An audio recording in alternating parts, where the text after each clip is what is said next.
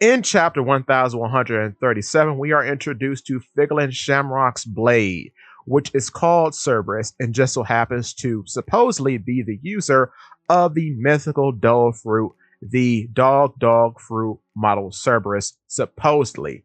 Guessing its name just based on what we've seen before. But anyway, in being a Devil Fruit user based on the Haragamo around its body, it appears to be an awakened Zoan.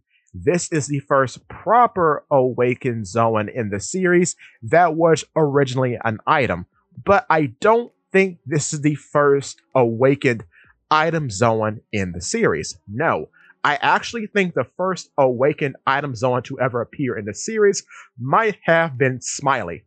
Smiley was the big axolotl monster belonging to Caesar Clown that terrorized Punk Hazard and was eventually killed to give birth to the Shirokuni gas that then spread out all across the island.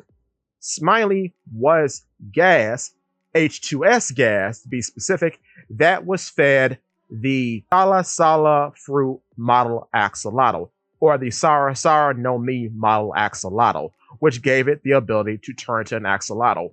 Why I think it was an awakened Zoan is that it has these beady, glowing yellow eyes throughout all of its appearances. Even its offshoots have these glowing yellow beady eyes. Beady eyes are associated with Zoans who have this weird other awakening that we first see in Impel Down, such as in Minotauros, Minokoala, Minorhinoceros, and later Minochihuahua. Ali, Minozebra does not have these eyes. I don't know what's up with that. That is very spooky. But anyway, what's also very interesting about this is that Chopper in the pre-time skip also appears to have these same glowing eyes, but in the anime, his appear to be blue. So, beady eyes are associated with this improper awakening. The reason why I think Smiley is different from, say, Minotauros and the majority of the Jailer Beast, at least, is because of its situation.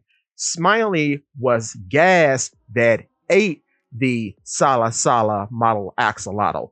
Therefore, in being a object, it gave him different abilities not available to other Delver users, which is why he was always able to do things such as split himself up into multiple bodies or shoot himself across the big lake that split the two sides of Punk Hazard. What really got me and made me think back to him was what Cerberus does in chapter 1137, because Cerberus is very tactful and very odd in how it uses its specific physiology. That made me think back to Smiley, because Smiley too is the first time we ever see an item Zoan act like this and be this ferocious. And mind you, because it is gas that ate this fruit, there's no human mind behind the wheel of this ability. So I always found it very interesting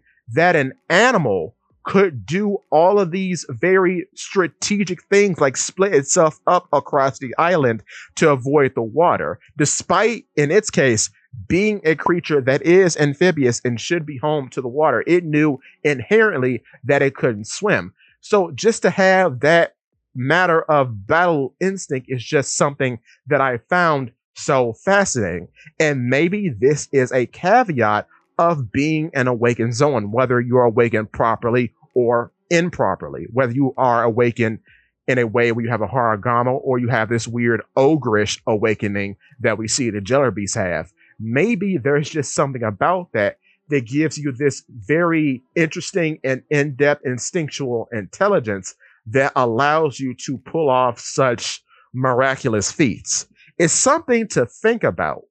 And I can't wait to see if there's more of this in the future, because by far, if we keep getting things like Smiley and Cerberus, we're in for a treat as the series moves forward. But with that being said, Give me your thoughts and tell your friends about Polypede Works.